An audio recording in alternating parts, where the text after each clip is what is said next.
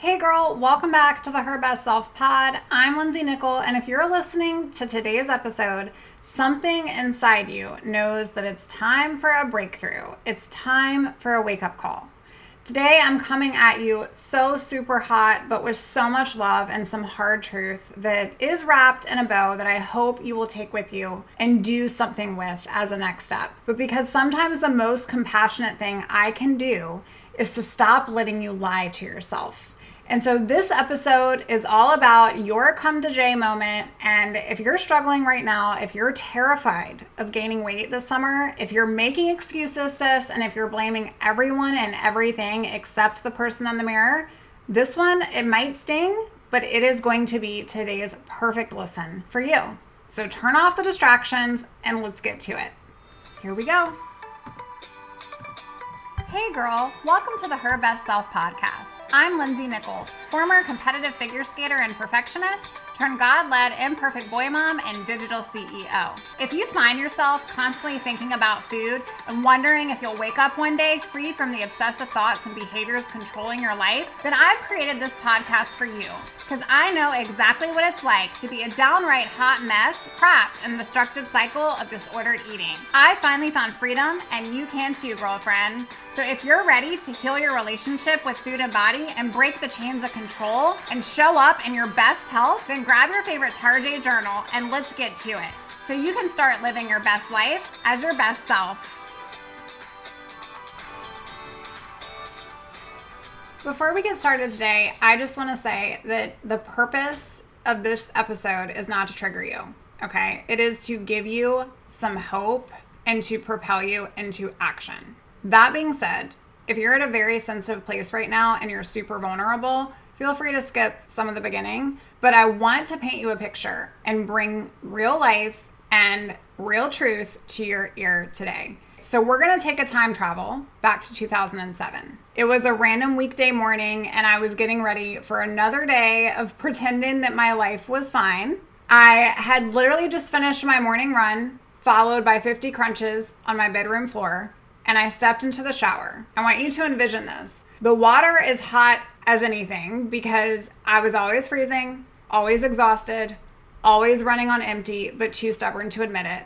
I mean, I was fueled by coffee and everything was fine and life was fine. I was actually getting ready for skating practice. And then everything went black. I woke up on the shower floor with my roommate banging on the door, asking if I was okay.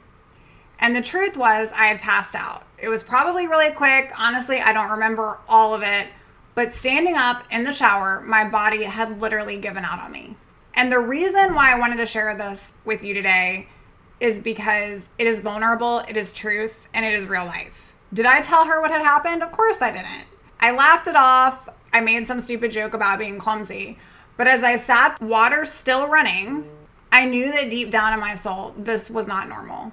This was not okay. This wasn't sustainable. And before you go to try to compare my 2007 story to your current reality, hear me out. You don't need to pass out to be worthy of an escape, all right? So we're not even going to go there. But the point of this flashback, again, it isn't to trigger you, girl, but it is to propel you forward in hopes that you never, ever, ever have to experience a moment like that. Here's the good part.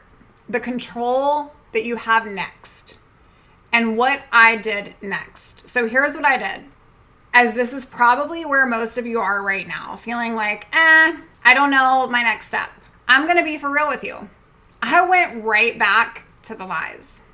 I went right back to the stress. I went right back. I dusted myself off of the floor and I was like, okay, got to get to practice, got to go to the rink, like time to go. I didn't just have an epiphany. I didn't have anything during that moment going, you really got to get your crap together. Even though I knew in my mind I did, I blamed.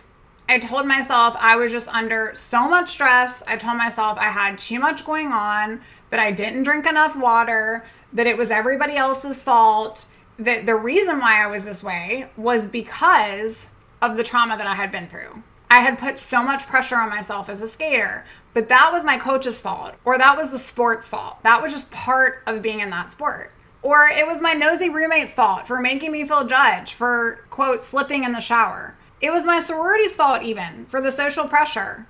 The reality here is that I blamed everybody else except me. And if that sounds familiar, then keep listening. Because let me tell you what you're doing right now. You're sitting there terrified of gaining weight this summer.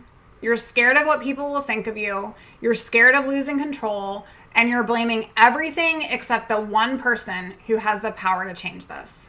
Yourself. This episode is coming at you fire because I just feel like I need to get it out there. I want to show a side of me that gives you a little spice and zest, because while I typically come across as being like so encouraging and so loving, and I am all those things, believe me, ask any of my clients or come find out for yourself. I am your biggest ally. Like, I am that hype girl for you. I also feel like as your coach and as a sister that has gone before you in this journey of recovery, that you need to have a come to J moment, or what I call a come to L moment, right? So like, you need to have a bottom level moment where somebody says to you, the only person who has the power to change this is you. Maybe you've done the blaming, or you're doing that now. You're blaming your genetics, your metabolism, your family, your past traumas, your busy schedule, your lack of support, or your finances, your circumstances. And I get it. I get all of it. I really do. And if you've gone through trauma, then I understand that too, friend. But playing victim is so much easier than taking radical responsibility for your life. And here's what no one's telling you. And I wish someone had told me this when I was lying to myself on the shower floor. Your eating disorder is not happening to you. It's happening because of choices that you are consistently making over and over again. And I can hear you getting defensive right now, but Lindsey, you don't understand my situation. You don't know what I've been through. You don't know how hard this is. And you're right. I don't know your exact situation, but I do know this, that every single woman I've ever worked with, every single woman who has found freedom from their eating disorder had to stop making excuses and start making different choices. Every single one, including myself. Research shows that full recovery is possible for anyone willing to do the work. And the National Eating Disorder Association reports that with proper support and commitment, people do and will recover completely. But here's the key: taking responsibility and putting in the reps. Not commitment when you feel like it, not commitment when it's convenient, but radical responsibility for your recovery and your life every single day. So what does that look like? What is that radical responsibility look like? And this is what I wanted to talk with you about today. It means stopping the story that you have no more power. You are not powerless. It means admitting that staying sick is a choice that you're making because recovery feels scarier than staying stuck. It means looking in the mirror and saying, I'm the one keeping myself here, and I'm the one who can get myself out. It means stopping the blame game because your parents and your friend and your ex and your job and your genetics, they are not keeping you sick. Your choices are. And I'm going to get real and real and real and more real here. Yes, gaining weight is probably the scariest thing I faced in my life. But you know what's scarier? Passing out in the shower. You know what's scarier? Missing out on your entire life because you're too weak to live in it. It's waking up in 5 and 10 years, heck, 1 year down the road, and realizing that you wasted so much more time being afraid of numbers. And here's what I told myself and what I'm telling you right now. Either get help or don't. Either get help or don't. And this is my tough love. But let's not pretend that this is okay. So either commit to recovery or don't. But we don't get to complain about being tired and moody and cold and miserable if we're not willing to do what it takes to change those things. Either gain the weight or don't. Probably not what you were expecting to hear from me today, right? But I want you to stop expecting to love your life while you're slowly killing your life. Literally. So either take radical responsibility, sis, or don't. But don't blame everyone else for the prison that you get to get out of, right? You're choosing to stay in. The truth is that it is also a choice every day to try again, because I get it. There are days where you feel like I'm just on autopilot and this isn't a choice. It feels so much more than a choice. But every single morning that you wake up and choose your eating disorder behaviors over the opposite action, Every single meal that you skip, every calorie you count, every time that you choose the disorder over recovery, that's a choice. That's a choice. And the beautiful, terrifying truth is that if you have the power to choose your eating disorder, you also have the power to choose recovering from it. But this is what it requires. And I love you. And I truly love you. But it requires you to stop being a victim of your own life. Feel free to totally turn the show off right now if this is too much for you. But I feel like so many women are on the cusp of a full-blown breakthrough, but they're sitting where I was on the floor. I know this is a problem. I believe now this is a problem, but I don't care. Like, I don't want to do anything about it. Or maybe I do care, but I don't feel like I know what to do, or I don't feel like I have control over the next step. Sis, your eating disorder wants you to believe that you're powerless. Because guess what? Powerless people don't recover. Powerless people stay small. Powerless people stay sick. Powerless people stay controlled. But here's what I want you to know. And this is what I wish somebody had said to me. Instead of my roommate knocking on the bathroom door being like, "Are you okay?" when she clearly knew I wasn't okay, and she also knew my issues that I was dealing with in my life, I wish she would have knocked on the door and said, "You're not powerless, Lindsey. You have a choice." And so that's what I want to be for you today. I want to be that sister friend that you can trust and you can know is going to love on you and shed some truth. Girl, you're not powerless. You've never been powerless. You want to know what changed everything for me? It wasn't a therapist. It wasn't a perfect meal plan. It wasn't finding the right motivation, although those things are great. And I bet if I had a recovery coach at the time, it would have happened so much faster for me. But it was the moment that I stopped making excuses and I started taking radical responsibility. It was the moment that I said to myself, this ends now. Not tomorrow, not next week, and not when I feel ready enough. This ends now. Because here's the truth that you probably don't want to hear. You will never feel ready. There will never be a perfect time. You will always have excuses that are available to you. But recovered women on the other side of this, they're not better than you, friend. They just don't wait for the perfect timing. They don't wait to feel ready. They take action despite the fear, despite the excuses, despite every single voice in their mind telling them that they can't do it. So let me ask you a question. Are you going to be a woman who makes excuses? Or are you going to be a woman who makes changes? Are you going to spend another summer terrified of your own body in a bathing suit? Or are you going to do what it takes to reclaim your life? Because this summer could be your summer of breakthrough. This summer could be the beginning of your freedom. But only if you're willing to stop playing the victim and start taking that radical responsibility. Let's be real. You aren't here to live small. You're not here to live small. You're here to go all in on your purpose.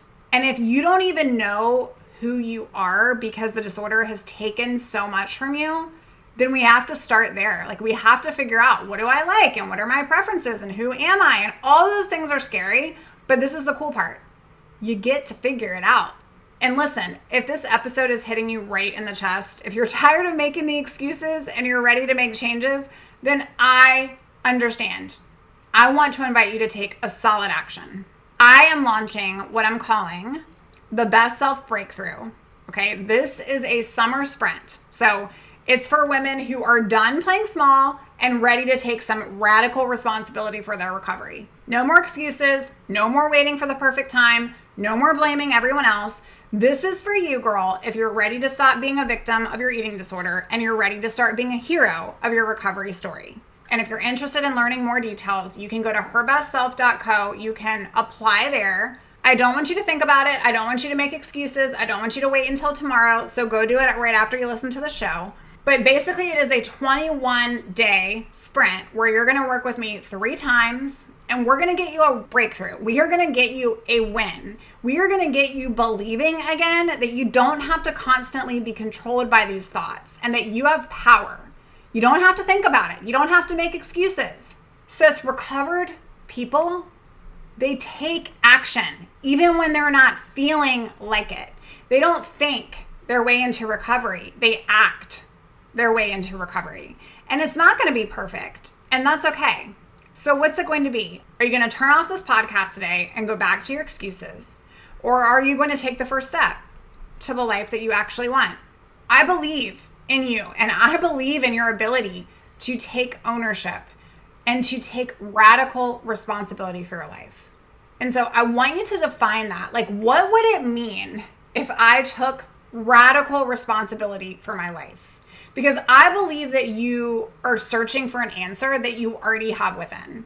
I believe that you have everything you need right now to start making different choices. And stop waiting for permission, and stop waiting for the perfect moment to make those choices, and stop waiting for the perfect person or for someone else to come and save you or to care. Or I want you to stand up and be like, I'm raising my hand. I'm saving, today is my day to save myself from this.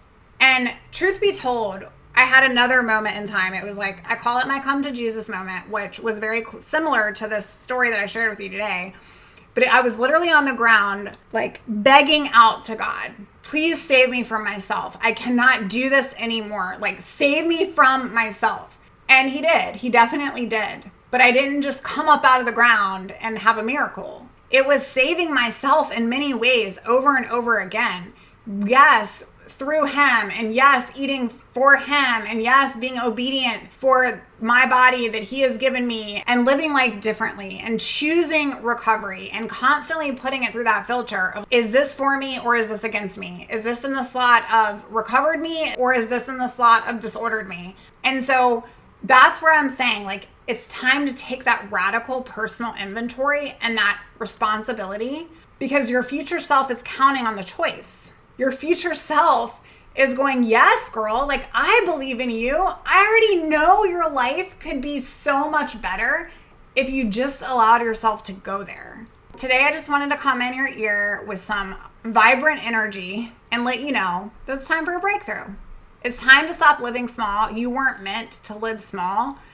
And I hope that you take the energy of this episode and you go do something with it. I believe right now inside of you, if you're listening to my show, that you have exactly what it takes to get through this. You have exactly what it takes to get through this. But are you choosing to stay in comfort with those excuses? Save yourself. Take that radical responsibility and choose recovery. I'll see you next week, but I hope I will see your application in my inbox for the best self breakthrough first. Until then, remember, you don't have to do this by yourself. I love you, sis, and I'll talk to you real soon. Bye for now. Oh, friend, thank you so much for letting me share what was on my heart today. My hope for this podcast is to help more women find freedom from food and body. If this has empowered or blessed you, let me know. I'd be honored for your rating and review of my show, and I'd love to connect with you in my private Facebook community. You really can move from perfection to purpose. Let's break the chains together. I'll help navigate the way. Until next time, bye for now, girl.